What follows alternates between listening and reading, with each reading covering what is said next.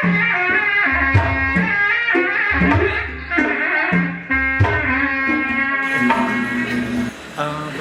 pada kesempatan ini kami sempat menemui Bapak Insinyur Haji Hendy Dedi Master Tanding, yang kebetulan beliau adalah mengetahui tentang dunia persilatan di Kabupaten Garut.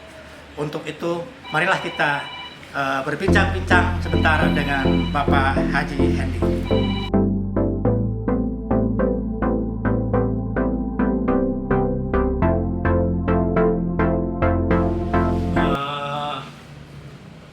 Di sini sudah ada Bapak Insinyur Haji Hendy.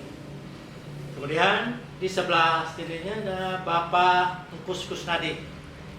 Selamat petang Pak Haji. Selamat petang. Selamat petang Pak. Petang. Baiklah, untuk musikan baku kami berpikir,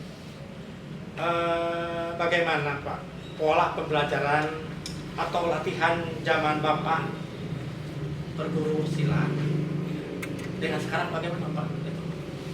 Ya sangat jauh berbeda ya. Kalau dulu mungkin tahun 60 atau 70-an itu ya silat belajar seadanya.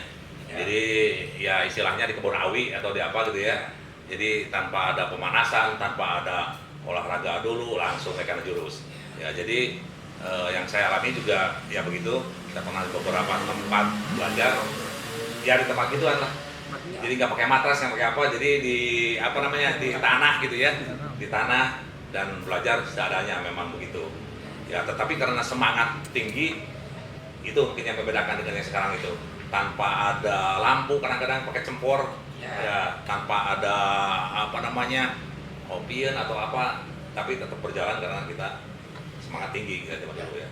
Kemudian Pak, awalnya Bapak belajar pencak silat ya, itu tahun berapa dan di mana Pak? Mulai sekitar tahun 67 lah ya, lagi 67 lagi SD karena kebetulan keluarga itu punya perguruan jadi zaman kaki mungkin zaman bapak atau paman ya, Pak Toha, Pak Joji. Nah itu dulu kan seolah-olah seperti wajib belajar, pasti semua belajar pencak belajar. Tapi saat itu adalah belajar ke ibingnya, karena masih kecil, ibing. Ya. Nah, baru setelah SMP, saya baru masih belajar juga di sini, Sukaregang juga, yaitu Cikalong ya. Ya. Warna jadi Pak Tama ada di beberapa tempat lah ya, yaitu diajar belajar Cikalong gitu ya. Jadi SMP. Nah, bahkan malah saya SMP sampai SMA agak ini dulu keluar dulu ke karate dulu malah. PKC, karena saat itu bahwa apa ya kita tuh lebih bangga mempelajari karate gitu ya, itu dari luar dari Jepang lah. Ketika membawa ini juga pakaian kan diikat di sini kan jalan ke gedung nasional, wah gagah gitu. Nah baru setelah keluar SMA saya berpikir lagi, ini budaya kita kan lebih lengkap sebenarnya untuk pencaksilat itu, untuk bela diri itu, kenapa harus belajar dari orang lain begitu. Nah barulah saya beralih lagi ke silat sambil kuliah di Bandung. Ya, di Bandung saya dititipkan di Bapak Torogong, yaitu di perguruan Sadiri. Ya, itu Bapak Raden Nunung Ahmad Hudaya almarhum. Itu memang kerabat atau sobat dari Bapak juga ya, dari Bapak, dari Pak Toha gitu. Jadi saya dipesantrenkan di situlah. Ya. Ya, gitu ya. Jadi kurang lebih selama saya kuliah mungkin 6 tahun, itulah belajar juga 6 tahun. Ya, yang di situ. Tetapi juga saya kalau pulang ke Garut belajar juga di Garut. Ya, di sini di Sukaregang tetap dilanjutkan, di sana juga belajar begitu. Ya. Kalau tidak salah tadi Bapak menjelaskan bahwa pertama itu belajar ibing. Ya. Nah, memangnya dari silat itu Pak ada berapa macam? Ada ibing, ada lagi apa lagi? Ya, memang silat itu kan ada 4 aspek. Ya. Ya, satu bela diri. Yang kedua mungkin seni budaya. Ya. Yang ketiga ada olahraga. Ya. Ya, yang keempat itu angka spiritual. Nah, ibing itu termasuk seni budaya. Ya. Ya, itu ibing seni budaya ya, yang dimana ibing itu khusus Jawa Barat itu punya ibing dan punya kentang pecah. Silat itu di Indonesia ada semua, tetapi di Jawa Barat itu punya kekhususan, kelebihan adalah benang pecah. Dan ibingnya pun pakai tetekon. Nah, yang sekarang dipertandingkan ada IPSI ya, kalau organisasi IPSI itu seninya itu namanya festival. Itu tidak pakai tetekon. Karena memang nanti lawannya juga se-Indonesia malah se-dunia ya. Mungkin ada yang pakai gamelan, ada yang pakai apa ya, gending atau apa. Nah, tetapi kalau yang memang di kita di Jawa Barat seninya tuh tetekon ya. Jadi ada tepak tua, tepak tilu, paleredang, golempang dan lain-lain gitu ya. Atas yang Bapak pelajari apakah cuma ibing saja atau semuanya? Ya semuanya. Ya ibing kan awal-awal. Ya. Ibing itu dari kecil main belajar ibing. Sudah besar karena saya dulu pernah jadi ketua IPSI 2 periode. Dan di Garut itu kalau yang namanya ketua itu kalau misalnya ada undangan pasti harus ibing. Nah saya memperdalam lagi, belajar lagi ibing. Nah ini di Mangkus atau di Matoha, gitu ya, Mangtoha, Limang, nah, belajar lagi ibing. Nah sama itu juga itu yang selama di Bandung itu nggak bukan ibing, itu adalah tadi itu bela dirinya, isinya, ya buahnya lah kalau yang begitu kan. Ya jadi itu ya ibing ya juga belajar untuk buahnya juga gitu. Kalau flashback ke belakang ke pagi sejarah silat di Garut itu seperti apa, Pak? Ya kalau gini, kalau silat itu sebenarnya kalau di Jawa Barat itu awalnya tuh hanya yang ini satu ya, dari yang Kaher ya bagus, yang Kaher yaitu dari aliran Cimande sebenarnya. Cimande itu abad ke 17-18 lah, itu Cimande ya, yang Kaher. Nah kemudian ke sini abad 18 ke sini ada Cikalong. Ya Cikalong yaitu di Cianjur. Kalau tadi Cimande itu di Tarikolot, daerah apa namanya Bogor ya. Nah, cuman mungkin itu pun Cimande itu ada beberapa versi. Terus terang aja, jadi kita di Jawa Barat belum terdokumentasikan secara lengkap. Jadi ada 3 versi bahwa Kaher itu dari mana. Ada yang mengatakan dari situ dari Kolot, ada yang mengatakan dari Baduy, ada yang blok timur sini mengatakan ada dari Garut malah. Gitu ya. Tapi nggak apa-apa lah itu nanti mungkin. Tapi itu Cimande ya. Kemudian itu ada ini mungkin dari ini dulu ya, Cikalong. Cikalong itu adalah dari Juragan Ibrahim. Juragan Ibrahim juga sebenarnya sih itu cucu daripada Raden Wiran Anudatar, Bupati Cianjur. Raden Wiran Anudatar itu ada belajar dari yang Kaher juga. Nah mungkin dimodifikasi ya sehingga ada Cianjur, malah ada Cianjuran lagi sekarang itu. Tapi itu awalnya adalah Cimande dan Cikalong. Nah perguruan yang ada di Garut itu namanya perguruan. Misalnya ada saya di Kancana. Apa yang pelajarinya? Ya itu tidak terlepas Cikalong juga itu adalah Cianjuran. Cianjuran itu Cimande juga ya, itu dari situ. Ada beberapa lagi, saya lihat pernah juga di Samarang ya, ada Ciptamuni, Cimande juga. Saya pernah belajar di Ciptamuni, Cimande juga. Kemudian juga ada lagi misalnya ada Panglipur, kemudian ada Gajah Putih, itu sama juga, cuman namanya perguruan. Tapi juga ada beberapa modifikasi karena gurunya misalnya belajar Cimande seperti saya belajar Cikalong. Saya belajar juga mungkin Cianjuran musik-musiknya, ada saya juga belajar yang lain. Nah, saya sendiri digabungkan sehingga saya buka perguruan kadang-kadang jadi campur gitu ya. Tapi awalnya itu antara Cimande dan Cikalong kalau Jawa Barat ya. Ya. Kalau khusus Garut itu Nah, arahnya kedua model Garut, pendekatan. iya itu juga tadi kan ada Cimande, ada Cikalong juga saya lupa ada lagi namanya Sabandar ya. Sabandar di Cianjur, tapi Sabandar itu sebenarnya yang Sabandar itu namanya Muhammad Qasim, itu berasal dari Sumatera, daerah Pagaruyung. Nah beliau itu dulu di zaman Belanda katanya dikejar-kejar, larilah ke Cianjur, ke daerah Juragan Ibrahim. Maka berdirilah Sabandar, Liliwatan Sabandar tuh. Tapi juga Juragan Ibrahim tadi ya, belajar juga yang lain. Maaf saya tadi lupa mungkin, belajar lagi yang lain, yaitu ketemu sama Bang Ma'ruf, yaitu dari Betawi. Bang Ma'ruf dikenalkan lagi sama Bang Madi. Bang Madi, kemudian ada Bang Kari, ya itu Bang Kari itu Bantahan atau Bang Madi itu sebenarnya ada apa namanya Rikas atau apa gitu ya, Madi itu Pepuhan lah gitu ya, ada Pepuhan gitu. Nah, sehingga Juragan Ibrahim pun apa namanya Cikalongnya tuh mana yang di Garut juga begitu. Nah kemudian kesininya ada lagi sebenarnya aliran. Kalau di Garut ada lagi namanya Totou, Ulit Totou. Ada itu khusus tapi itu nggak terlalu populer banyak ya Ulit Totou. Nah saya lupa. Saya juga belajar Timangan. Timangan itu dari Raden udah kesini ya abad ke-19an itu Raden siapa ya, Wiranata Kusuma itu Wirahadi Kusuma lah, kalau nggak salah itu ya.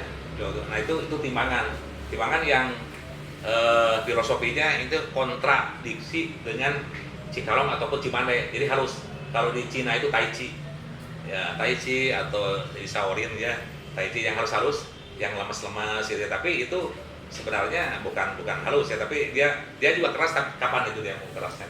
Nah itu ada lagi aliran lagi itu yang namanya. Mungkin pemirsa di Indonesia itu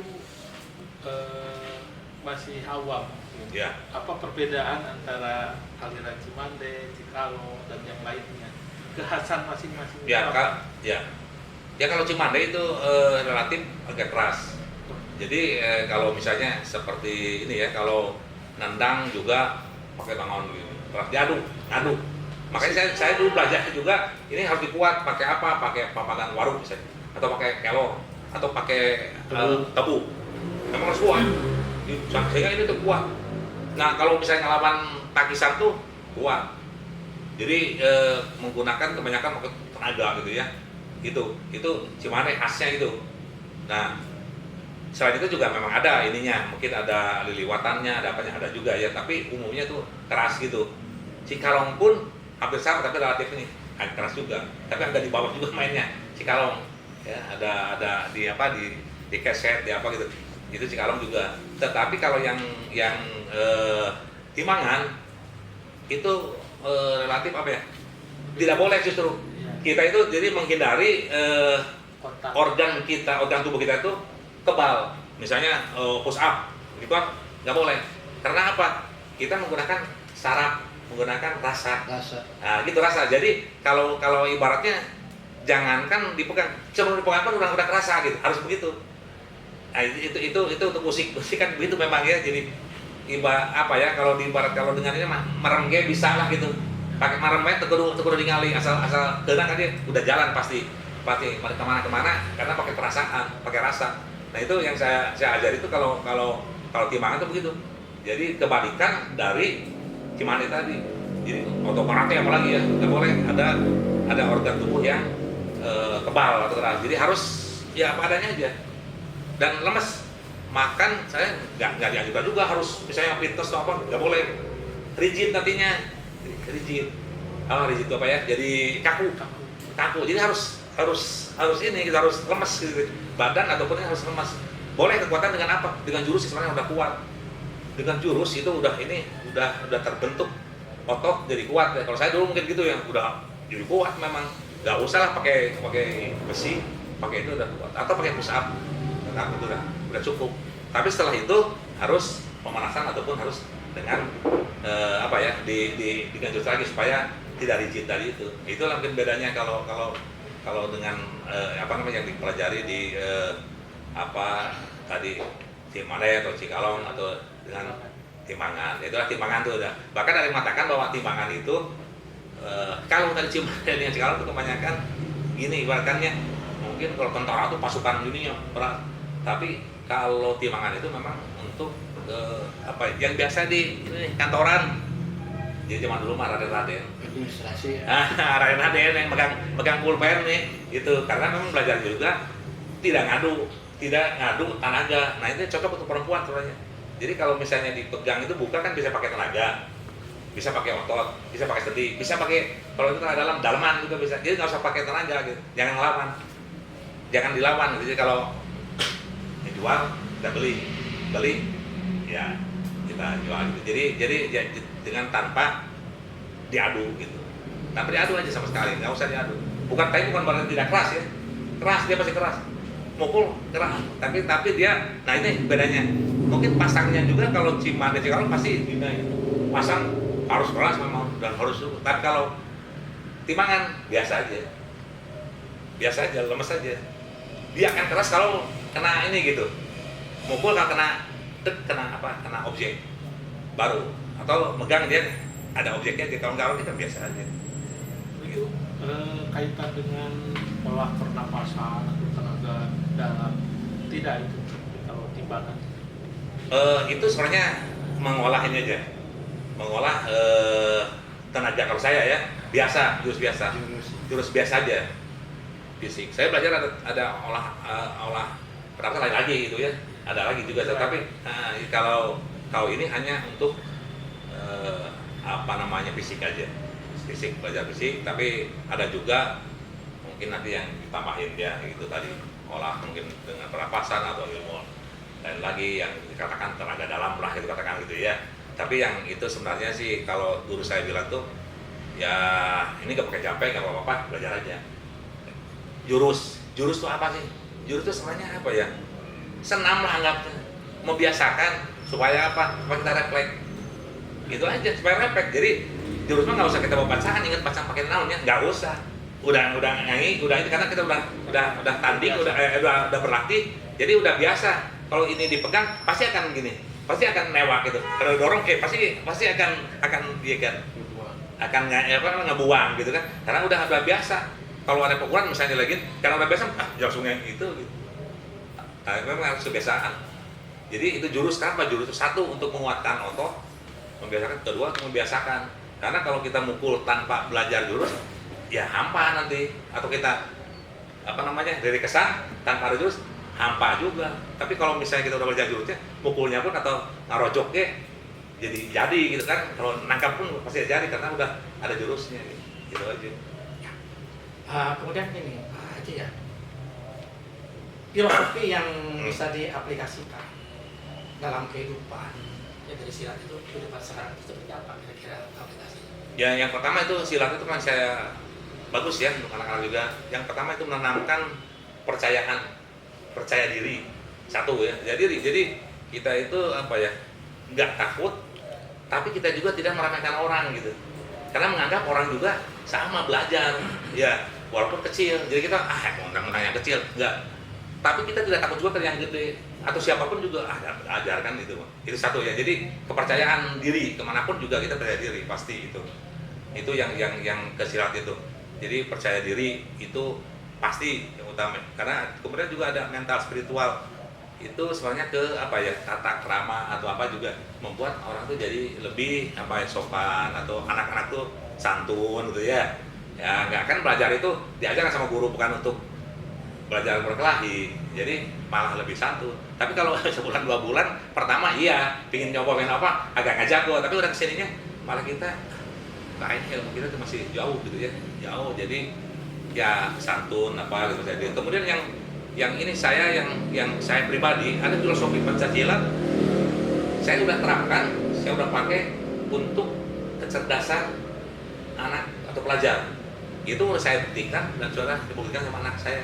Udah terapkan maksudnya, sudah, dan berhasil. Contohnya itu apa? Kayak gini ya, saya sama guru saya tuh begini, lagi ngariung gini, cik ada yang jago tuh kumaha, yang jago kumaha, pasti ngejawab kan, yang jurusnya udah cangkem, kemudian gagah gitu kan, fisik bagus, itu pasti yang jago gitu, bukan. Jadi itu sebenarnya yang jago itu adalah yang tahu terhadap kelemahan dirinya. Itu udah 50% menang, tahu terhadap kelemahan dirinya. Makanya itu filosofi riksa diri ya, yang Raden Nunung itu. Oh iya, tahu terhadap kelemahan diri sendiri. Karena yang tahu terhadap kelemahan kan saya sendiri. Pancang atau akang kesehatan, wajib cara mempanah mau itu sih. Padahal saya kan punya kelemahan pasti. Baik dari segi Pancasila ataupun dari segi harta kekayaan atau apapun juga, pasti orang punya kelemahan dan yang tahu adalah kita. Nah, kalau kita menutupi kelemahan kita, berarti kita sempurna tuh. Ya, misalnya tangan kiri sama tangan kanan itu pasti akan kuat tangan kanan, tangan kiri itu akan lemah. Orang berarti kan tangan kiri serang ke kiri karena lemah. Tahu gitu, kita perbanyak jurus tuh. Kalau ini lemah, berarti perbanyak jadi 10, ini 5. Sehingga seimbang atau dilebihkan. Nah, almarhum guru saya itu dari dulu tuh tangannya, mungkin tangannya itu udah pernah jadi sama orang diimpangin. Orang dari tentara juga jadi keluar lah karena gara-gara itu. Jadi orang menganggap itu sudah. Tapi kalau ininya ngarojoknya itu lebih karena ternyata itu rahasianya. Beliau bahwa yang dianggap lemah oleh orang ditambahin gitu. Nah, kemudian saya terapkan terhadap mungkin nanti lebih luas ya, terhadap pendidikan. Yang tahu kelemahan saya kan misalnya saya kan orang IPA nih, ke matematik ke fisika ataupun ilmu-ilmu IPA ya alhamdulillah lah mungkin bisa. Tapi saya ke biologi, ilmu biologi karena masak malas.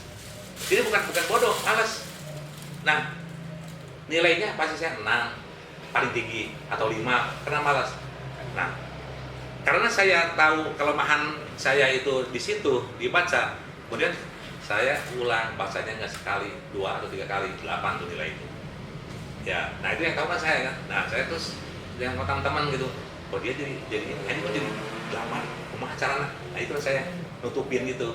Ya, yang tadi kan filosofi pecah tadi ya, pecah ke tangan kiri ini diterapkan ke pendidikan. Dan nanti banyak hal lagi. Saya malah nanti mungkin ingin kalau ada ini mengeksplor tentang gimana sih filosofi Pancasila diterapkan kepada untuk kemajuan pendidikan gitu, bukan untuk menghambat ya. Jadi malah pinter, dan saya sendiri juga nggak pinter kok. Saya nggak pinter, biasa-biasa aja gitu. Tapi kok saya pakai Pancasila, saya bisa masuk ke perusahaan yang paling tinggi, yang itu kan perusahaan minyak, perusahaan asing. Saya bisa masuk ke situ. Nah itu dari apa? Saya pakai filosofi Pancasila. Bagaimana cara ini untuk testing untuk apa gitu. Seperti itulah. Nanti mungkin itu bisa lebih dalam lagi, bisa gimana cara ininya. Dan udah diterapkan sama saya, anak saya itu yang ada silat juga. Ya begitulah kurang. Saya menjadi ketua itu jadi ujung tombol. Istilahnya kalau di Pancasila kalau yang mau ngurusin silat, termasuk Jawa Barat. Saya kan sekarang di Jawa Barat, tapi wakil ketua ya udah 2 periode. Jadi yang jadi ketua itu ujung tombol.